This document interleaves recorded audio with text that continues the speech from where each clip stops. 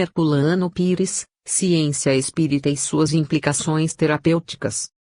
Nesta obra, Herculano analisa os principais aspectos da ciência espírita e suas implicações terapêuticas.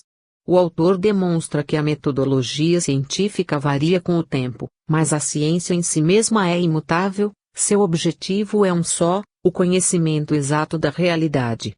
Temas estudados: o desenvolvimento da ciência em geral e o da ciência espírita, princípios da terapêutica espírita, natureza moral da terapia espírita, tratamentos de vícios e perversões, motivos de dificuldades nas curas, interpretações errôneas da homossexualidade, psiquiatria espírita, negros e índios terapeutas, os perigos das religiões primitivas e a situação perigosa dos médiuns de cura.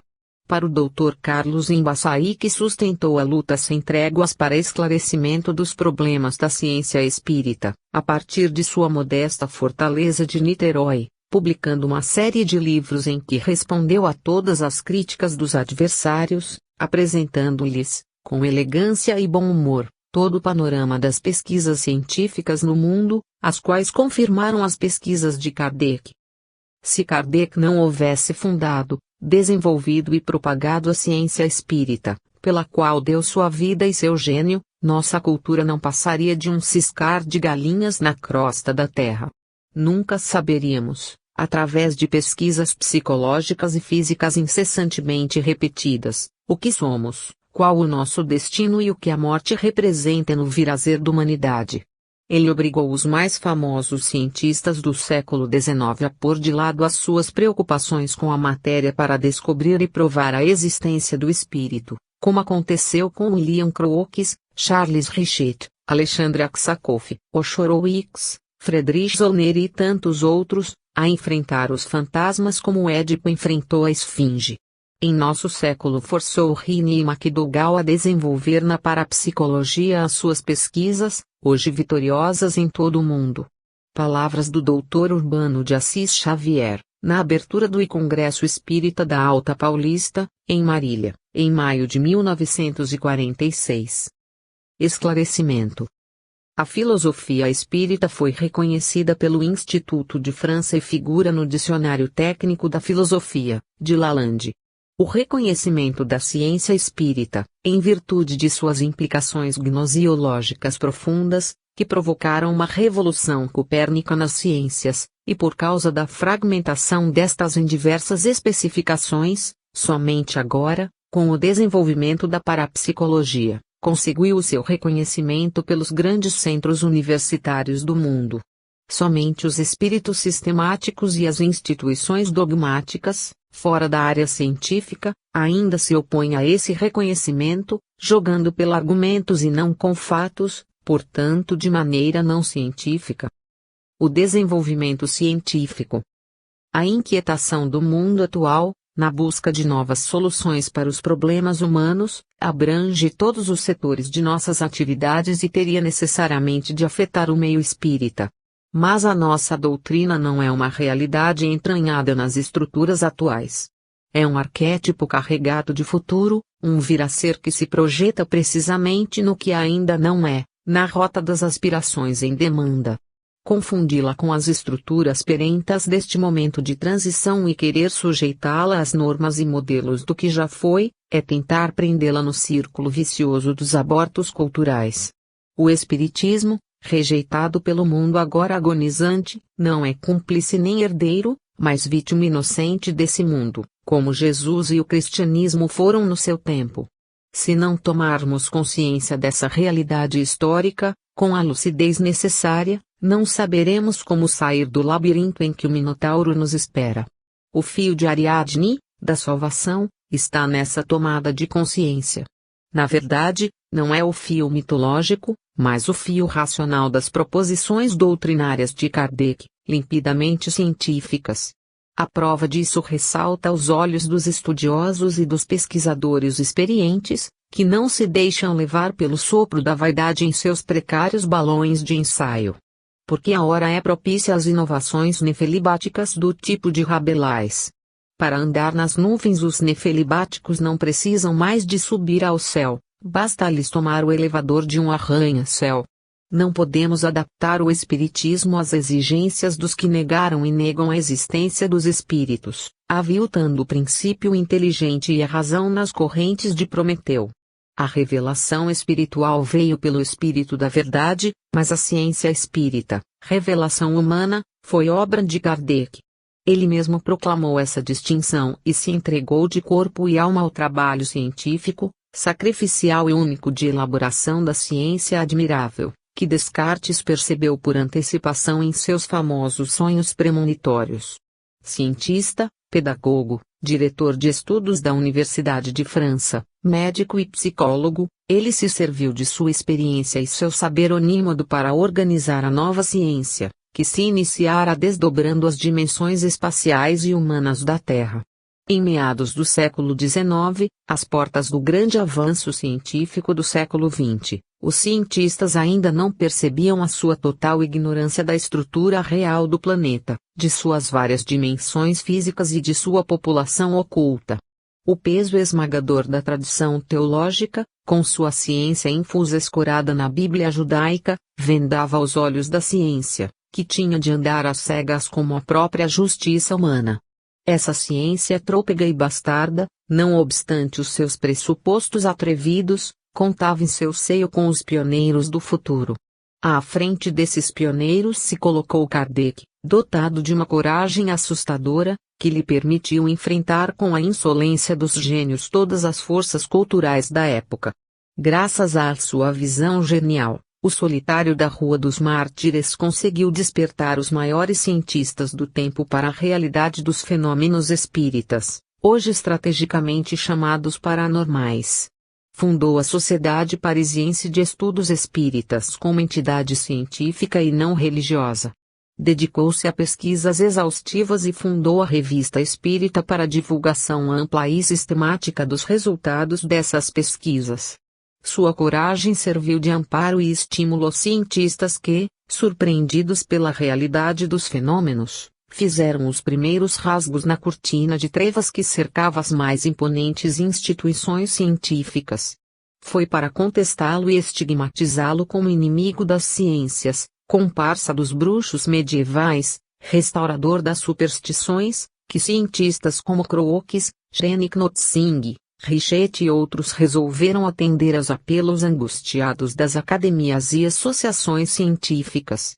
Dessa atitude corajosa resultou o escândalo das batalhas que romperam o impasse científico, revelando que o bruxo agia com o conhecimento e a segurança dos mais reputados cientistas.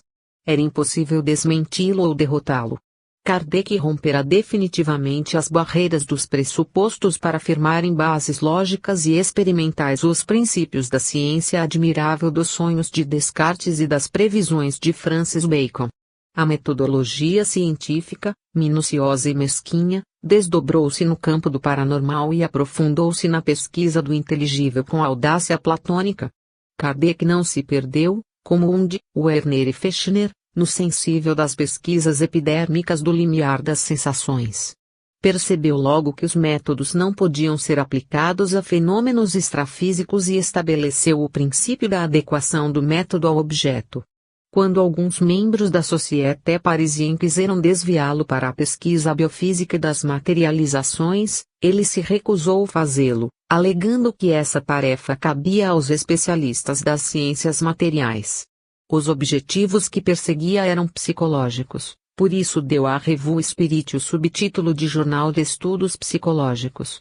Quando Zollner, em Leipzig, realizou suas pesquisas psicofísicas com o ectoplasma e o problema da quarta dimensão, tornou-se evidente que o mestre estava no caminho certo. Era preciso penetrar nos segredos da alma, deixando para os físicos as questões materiais. Sua firmeza metodológica denunciava o gênio de visão segura e posição inabalável. Ele criava, como declarou, a ciência dos espíritos, sua natureza, suas relações com a matéria e com os homens.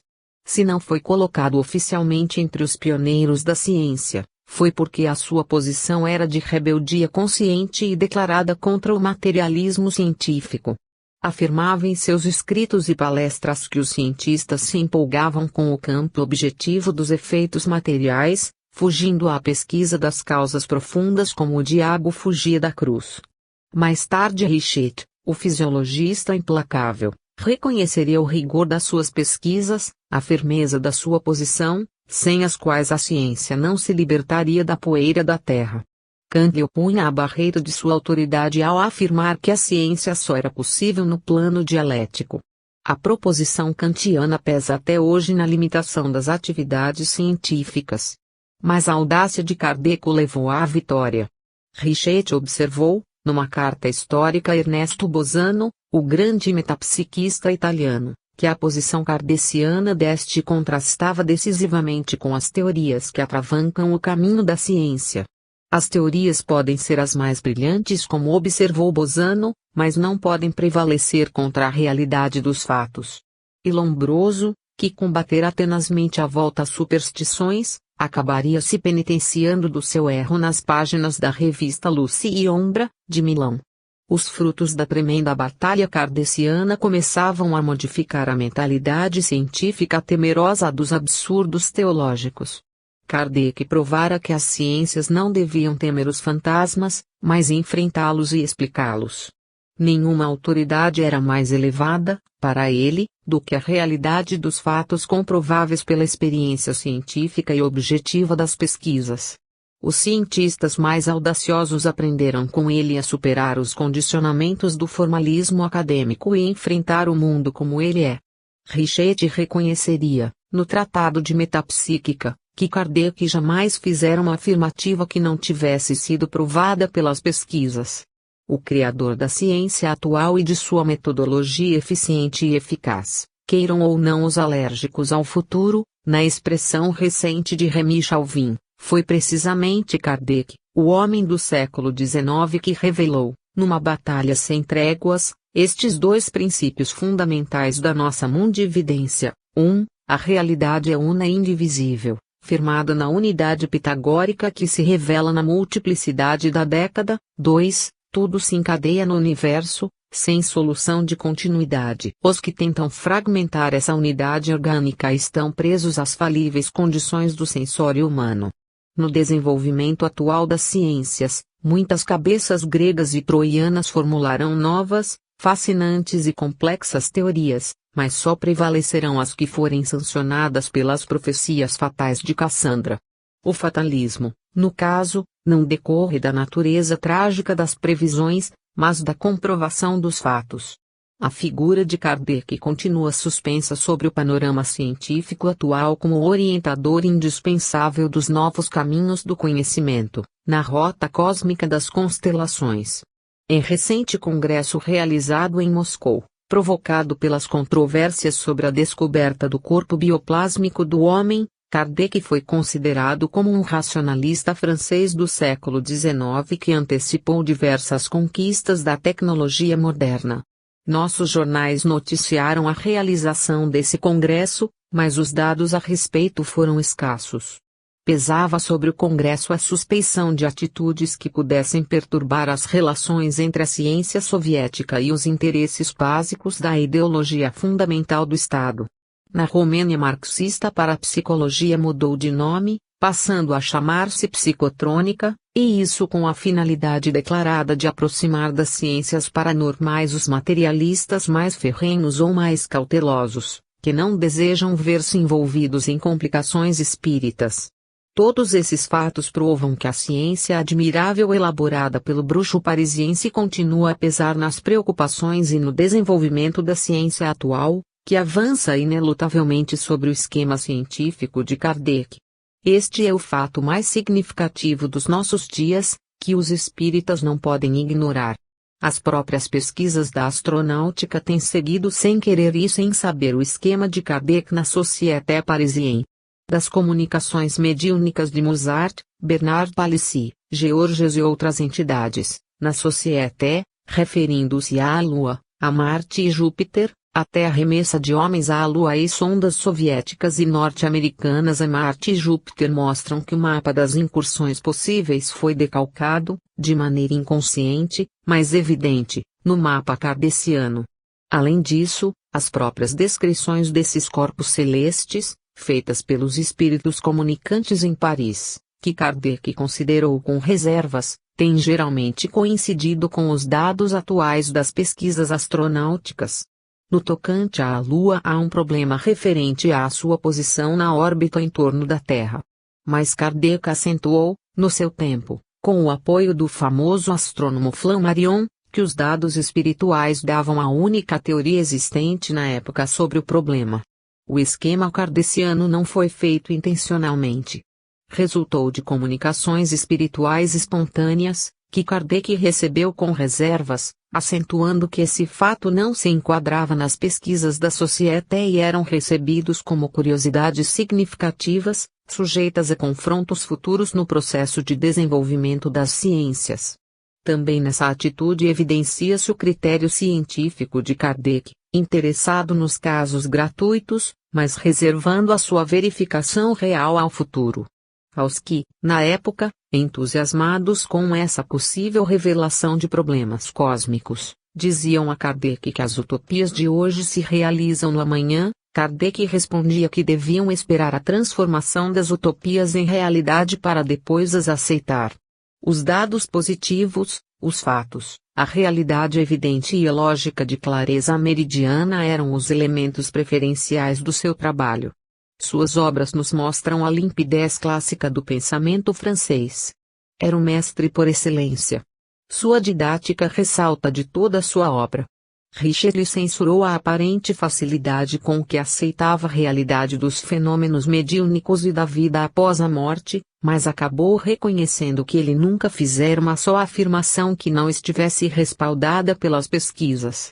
Não dispunha dos recursos atuais da pesquisa tecnológica, mas tocou a verdade com a ponta dos dedos, como Tomé. Tudo quanto afirmou no seu tempo permanece válido até hoje.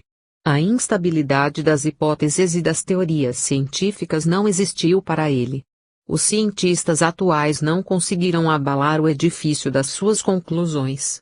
Giram ainda hoje como borboletas noturnas em torno da sua lâmpada e acabam queimando as asas no fogo da sua verdade 1000 vezes comprovada em todo o mundo. Esse problema da comprovação é frequentemente levantado pelos contraditores da doutrina e até mesmo por adeptos pouco informados, que alegam a impossibilidade de repetição dos fenômenos para atender às exigências do método científico. Com esse velho chavão nas mãos, pensando haver descoberto a chave do mistério, declaram com ênfase que a ciência espírita não é ciência, mas apenas um apêndice espúrio da doutrina.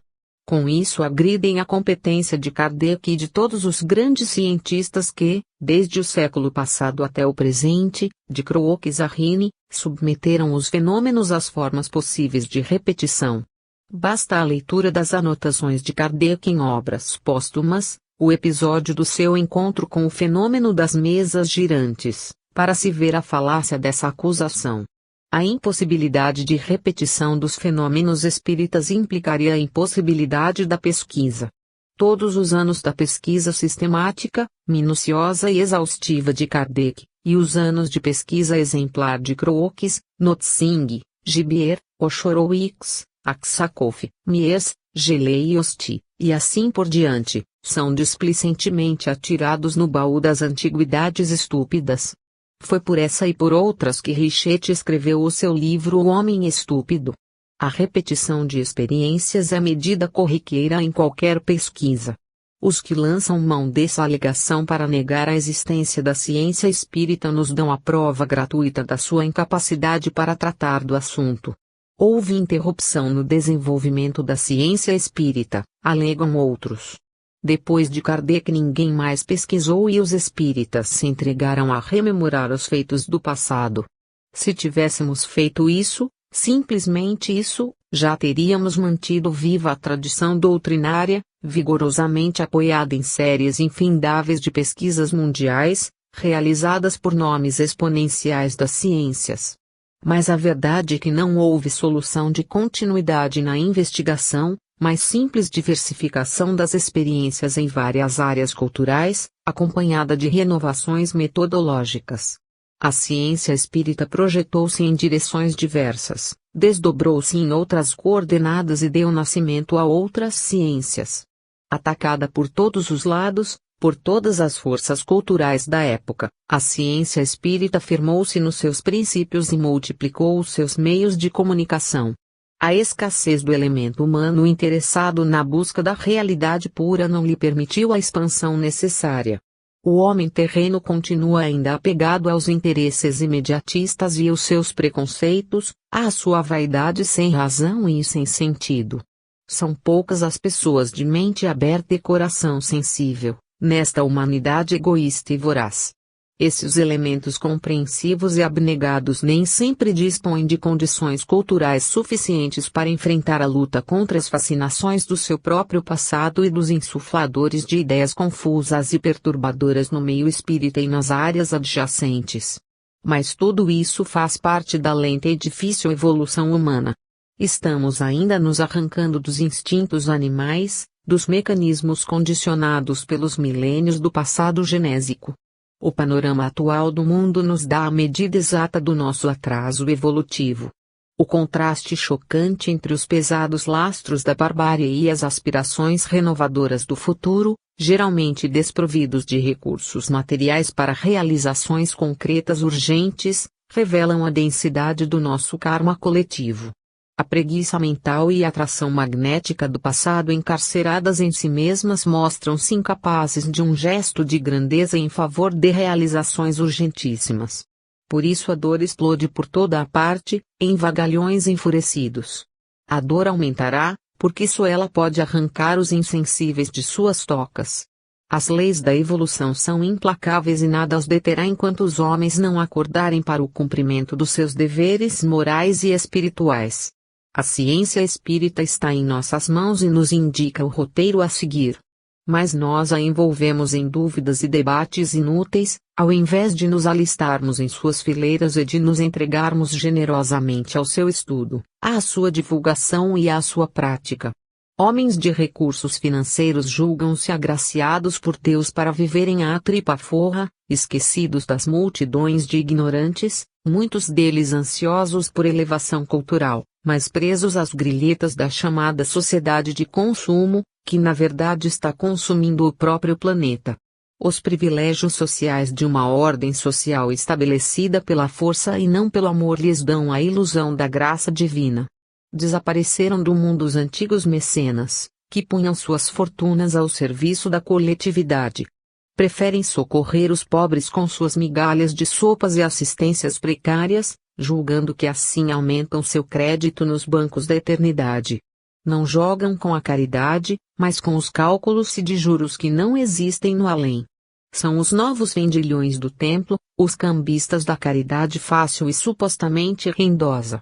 Chegarão no além de mãos vazias e manchadas pelas nódoas da ambição desmedida e da insensibilidade moral. A ciência espírita necessita de escolas, de universidades, de bibliografias especializadas. Não pode contar com os recursos comuns da simonia, em que se banqueteiam as religiões pomposas e mentirosas. Não existe no mundo uma única universidade espírita, em que a ciência admirável possa manter e desenvolver os seus trabalhos de pesquisa científica. De vez em quando, um potentado se sente tocado pela intuição de uma entidade benévola e faz doações generosas a um médium ou a uma instituição de assistência social. O médium, de honesto e sensível, passa a doação para outras instituições de caridade. Os serviços culturais continuam à míngua, sustentados apenas pelos que dão seu tempo, sua vida e seu sangue para a sustentação da cultura espírita. Certas instituições gastam os seus recursos em aviltamento da doutrina, com a produção de obras espúrias, a serviço da mistificação. Respondem por essa situação precária da ciência espírita todos os que preferem os juros bancários ao desenvolvimento cultural. A ordem divina é regida por Deus, mas a ordem humana é dominada pelo homem, no aprendizado da vida terrena.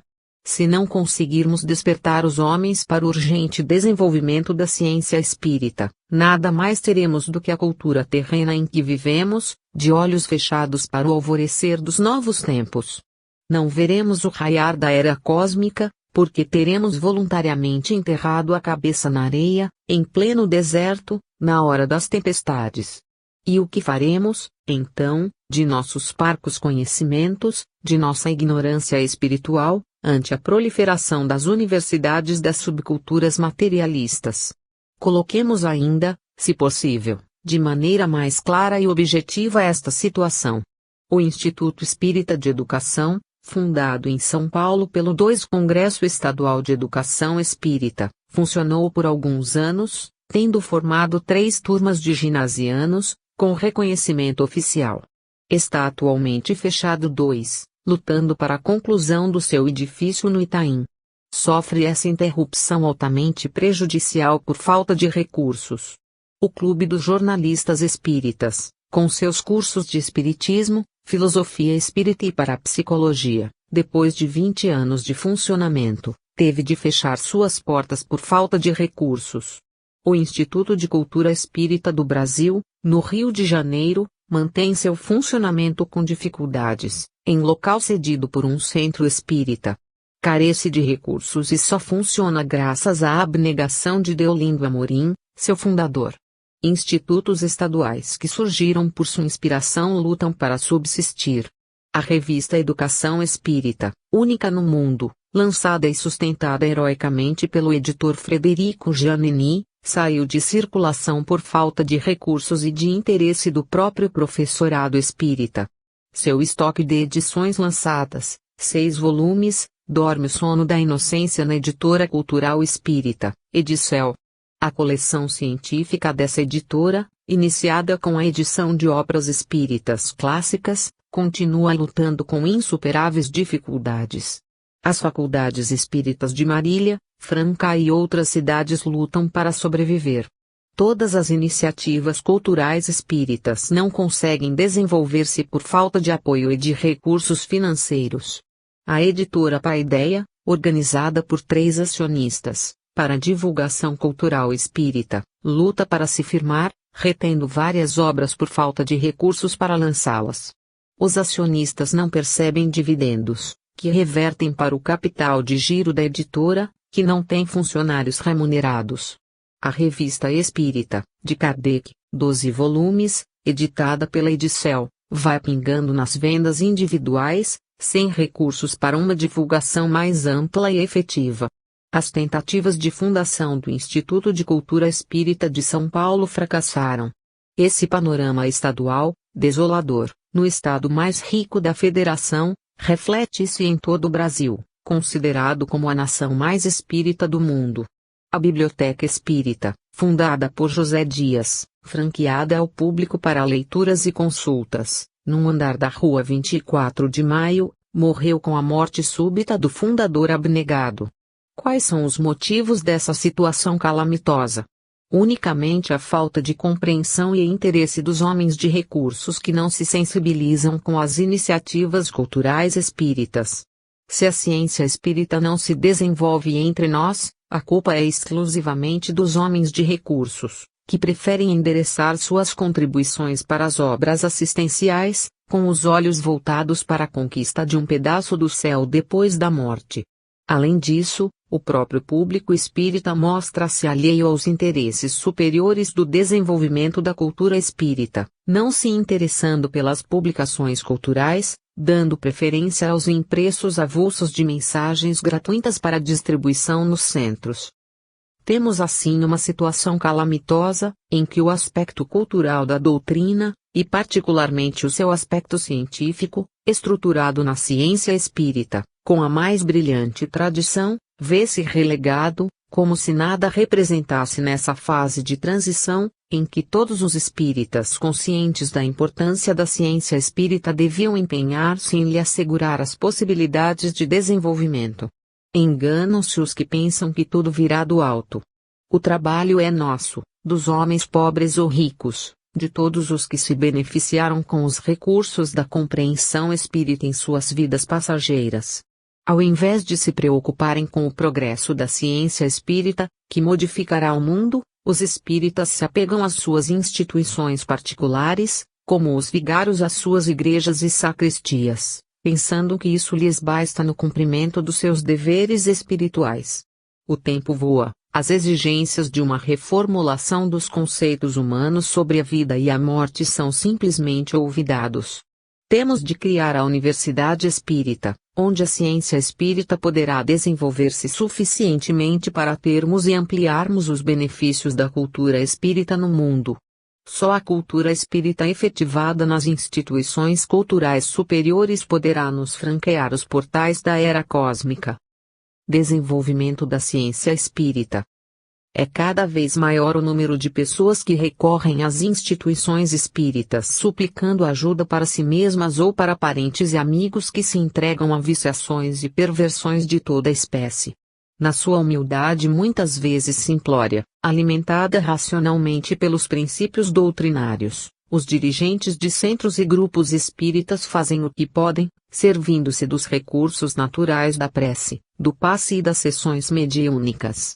Dos resultados positivos obtidos no passado, não obstante as campanhas difamatórias, perseguições e processos criminais movidos contra os médiuns, nasceram os hospitais psiquiátricos espíritas, hoje em grande número em nosso país e geralmente bem aparelhados e dotados de assistência médica especializada. Só no estado de São Paulo funcionam atualmente mais de 30 hospitais espíritas reunidos numa federação hospitalar de que o governo do estado se serviu para aliviar o Juqueri, Hospital Franco da Rocha, numa das suas crises mais ameaçadoras. Os espíritas sentem-se na obrigação de atender a esses casos, sempre que possível, por considerarem que eles são mais espirituais do que materiais, de maneira que o tratamento médico é geralmente insuficiente para curá-los. Fiéis aos princípios de caridade e fraternidade da doutrina, esforçam-se por dar a sua ajuda desinteressada em favor dos sofredores. Essa intenção piedosa, humanitária, foi constantemente denegrida por médicos e clérigos desconhecedores do problema. A luta foi sempre árdua e até mesmo desesperadora para os espíritas, num país em que a maioria da população é pobre e desprovida de cultura, prevalecendo sempre as opiniões dos doutores e dos sacerdotes, os primeiros apoiados em sua formação científica e acadêmica, e os segundos em sua falível cultura religiosa, mais de sacristia do que de seminário. Essas duas classes gozavam amplamente da autoridade de saberetas num meio social de analfabetos e bacharéis em direito. Os espíritas que mais se destacavam por seus conhecimentos doutrinários não haviam sequer compreendido os fundamentos científicos do espiritismo e os encaravam misteriosa e até mesmo cabalisticamente. Os adversários não encontravam dificuldades para misturá-los, aos olhos do público, com possíveis remanescentes da goécia ou magia negra medieval. Padres, bacharéis e juristas pintaram o chamado demonismo espírita à moda do tempo, com rabo, chifres e a foice e o martelo do ateísmo pendurados no pescoço. Quando os espíritas de Amparo resolveram fundar naquela cidade um sanatório espírita para doentes mentais, ilustre, jovem e fogoso médico e intelectual paulista explicou pelos jornais da época, nos anos 40, que os espíritas fundavam esses hospitais por dor de consciência, pois fabricavam loucos e depois queriam reabilitá-los. Foi necessário que um jornalista espírita o revidasse, mostrando que o motivo não era esse, mas o fato evidente da falência da medicina que, no desconhecimento do problema, enchia diariamente os caldeirões do diabo no Juqueri com pobres criaturas desprotegidas da ciência e da religião. O mestre Implume, não podendo voar mais alto, teve de calar o bico.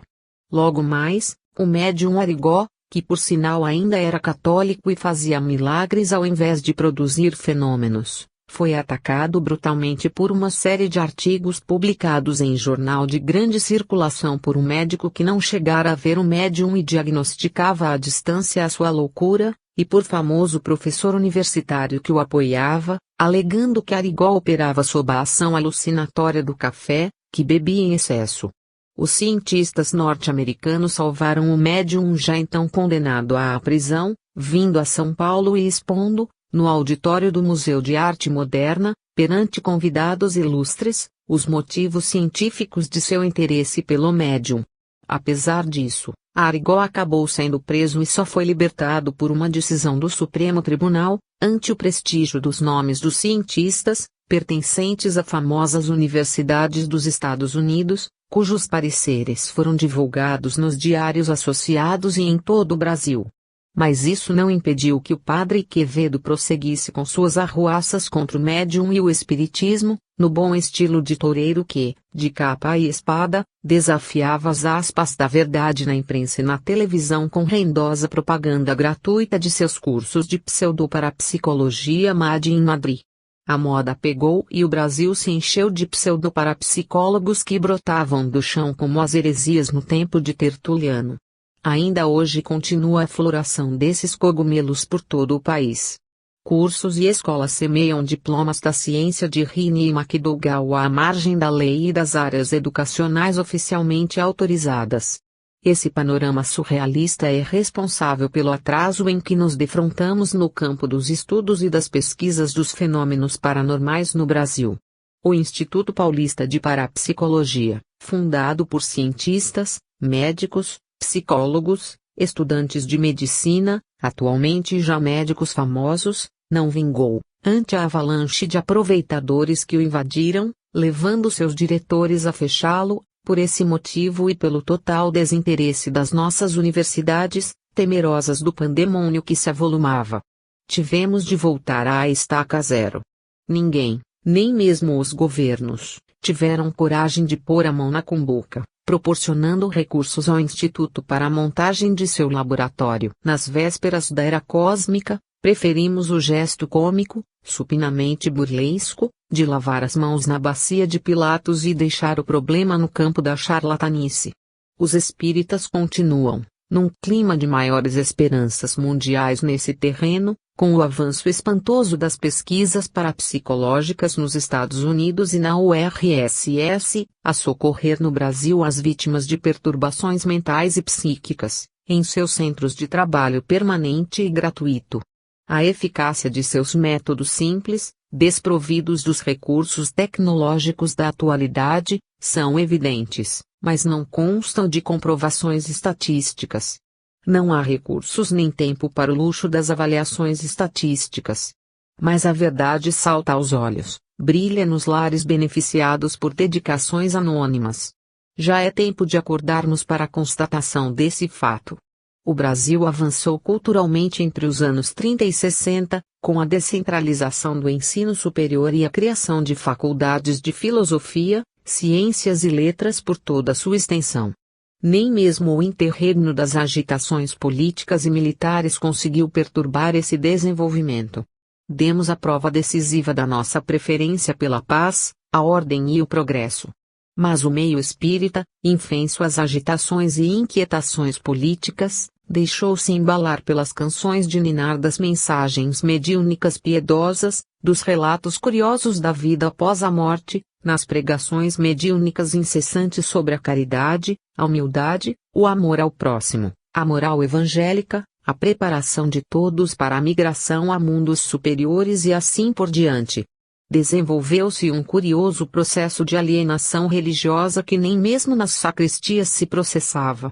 Surgiram, além das fascinações do tipo rostenguista, intencionalmente retrógradas, correntes pseudo-espíritas de mentalismo e esoterismo pretensiosos, agrupamentos de fiéis acarneirados em torno de pseudomestres dotados de sabedoria infusa e arrogante, como a dos teólogos das igrejas, resquícios assustadores de pretensões divinistas e divinatórias, correntes alienantes de um formalismo beócio, pregando o aperfeiçoamento formal das atitudes e do comportamento humanos, com processos de impostação da voz e de gesticulações pré-fabricadas, e até mesmo, Deus nos acuda, tentativas de criação do celibato espírita e imposição da abstinência sexual aos casados. Toda essa floração de cogumelos venenosos, vinda evidentemente das raízes da patrística, redundava na volta ao farisaísmo e as suas consequências no meio patrístico da era pós-apostólica, que tanto enfurecia o apóstolo Paulo. Pouco faltava para que a proposta de Tertuliano, de recorrer-se à figura jurídica do usucapião, fosse aplicada ao Evangelho. Formava-se e ainda se tenta formar, no meio espírita, uma estrutura totalitária de poder e arbítrio, com uma disciplina legal asfixiando a liberdade espírita.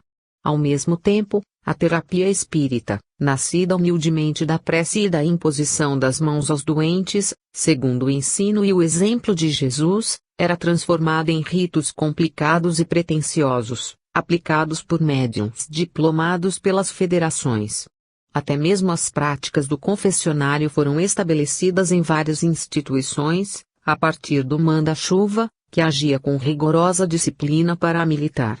O escândalo da adulteração das obras fundamentais da doutrina, declaradamente inspiradas pelo sucesso das adulterações da Bíblia pelas igrejas cristãs, produziu felizmente o estouro do tumor.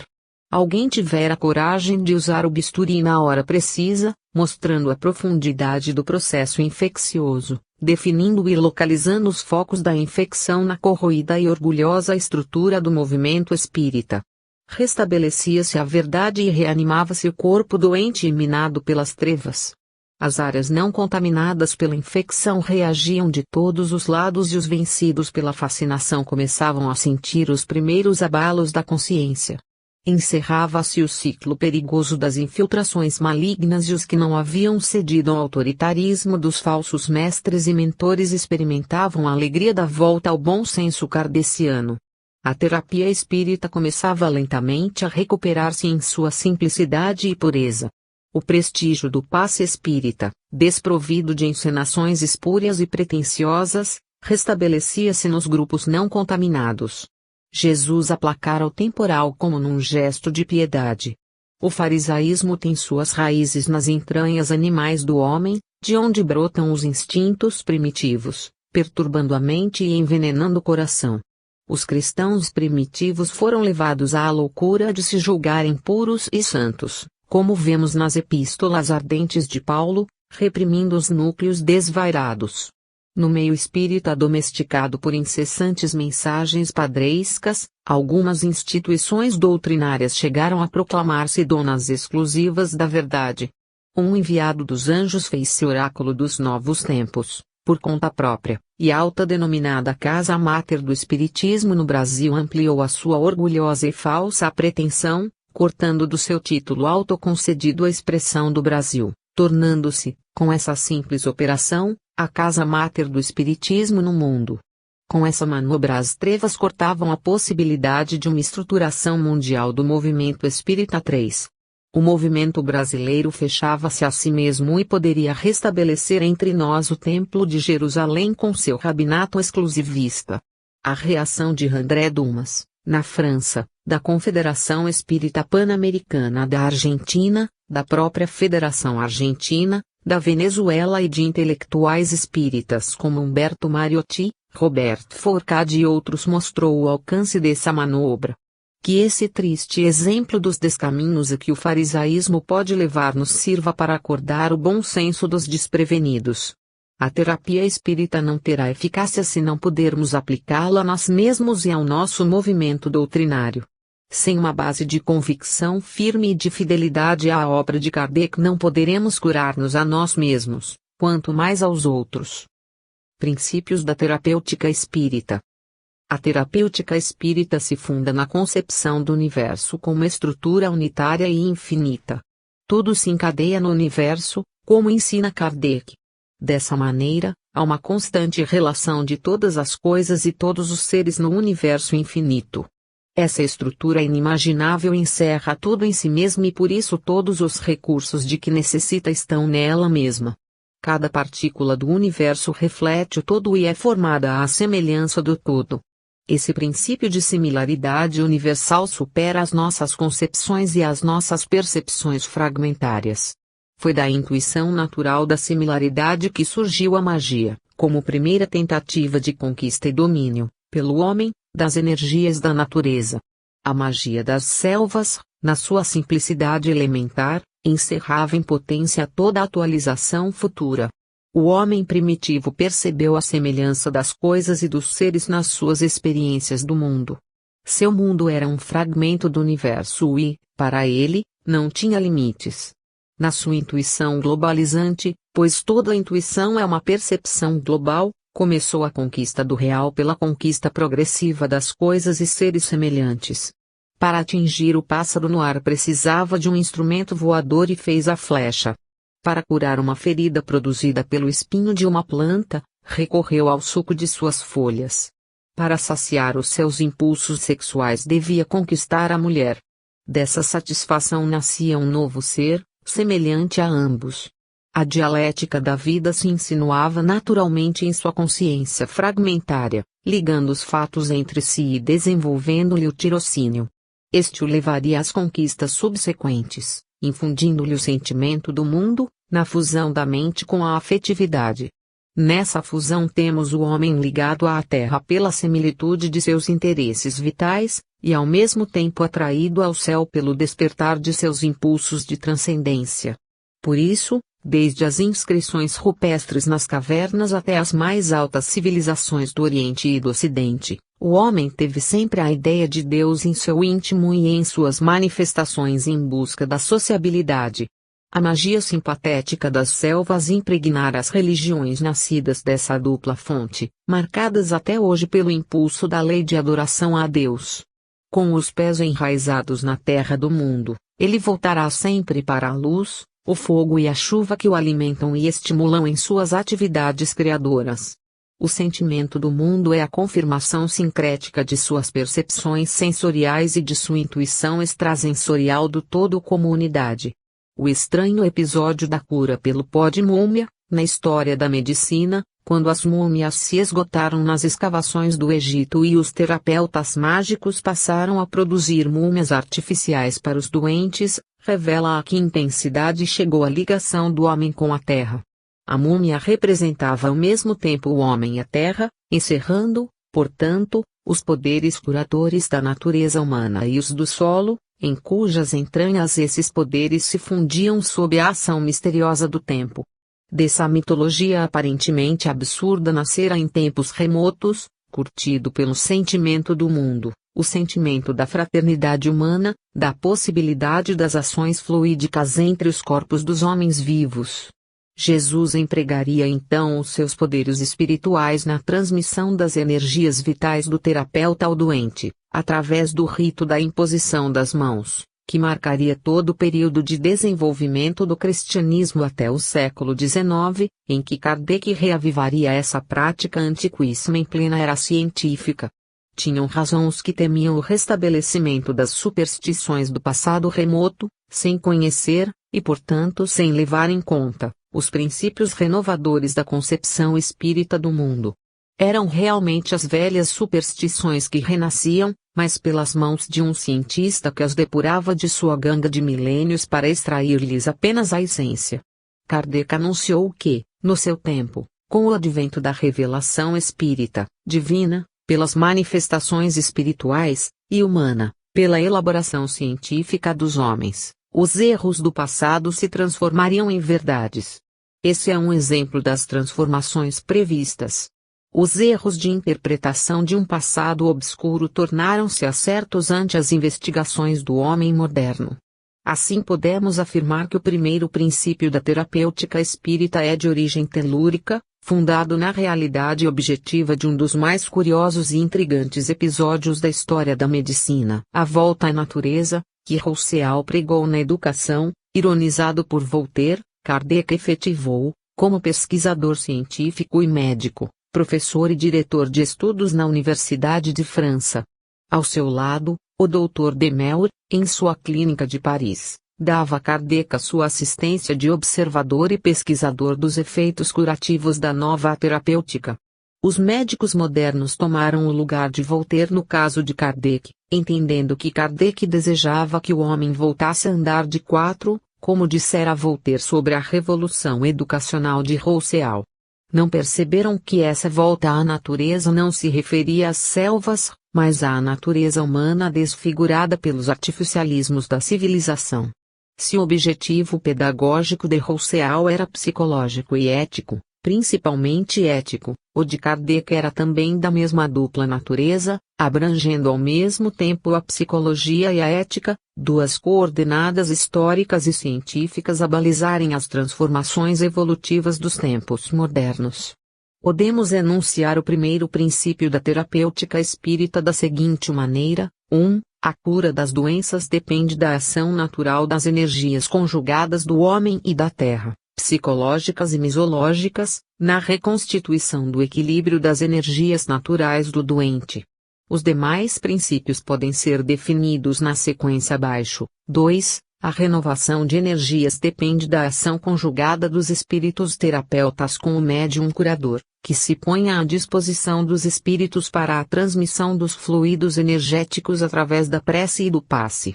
3. A eficácia do passe depende da boa vontade do médium, que se entrega humildemente à ação dos espíritos, sem perturbá-la com gesticulações excessivas, limitando-se às que os espíritos lhe sugerirem no momento. Não temos nenhum conhecimento objetivo do processo de manipulação dos fluidos pelos espíritos e poderíamos perturbar-lhes a ação curadora com nossa intervenção pretensiosa. O médium é instrumento vivo e inteligente da ação espiritual, mas só deve utilizar a sua inteligência para compreender o seu papel de doador de fluidos, como se passa no caso da doação de sangue nos hospitais. 4. A ação curadora dos espíritos não é mágica nem milagrosa, está sujeita a leis naturais que regem a estrutura psicobiológica do homem. A emissão de ectoplasma do corpo do médium para o corpo do doente revela-se atualmente, nas pesquisas russas, como emissão de plasma físico acompanhado de elementos orgânicos. As famosas pesquisas da Universidade de Kirov, na URSS, comprovaram e confirmaram as pesquisas de Richet, Jenny Knotzing, Gustav Vigeley e Eugène Osti, no século XIX, sobre a ação do plasma físico, quarto estado da matéria, nos efeitos físicos da mediunidade.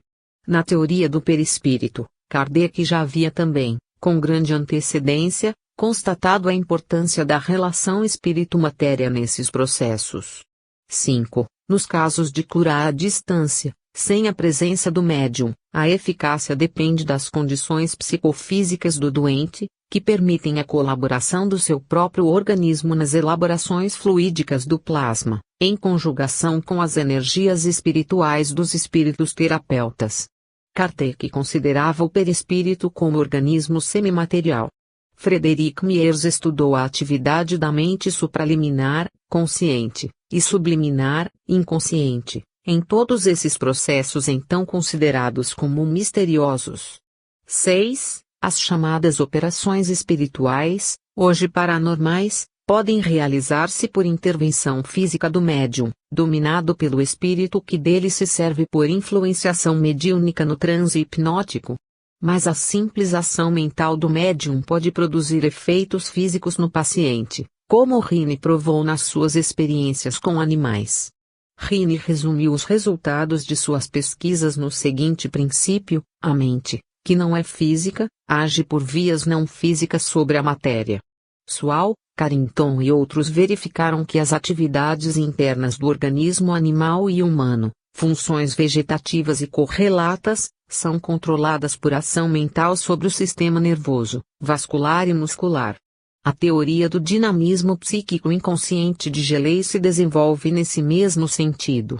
O mistério teológico da encarnação transformou-se atualmente numa questão científica universalmente pesquisada nos maiores centros universitários do planeta.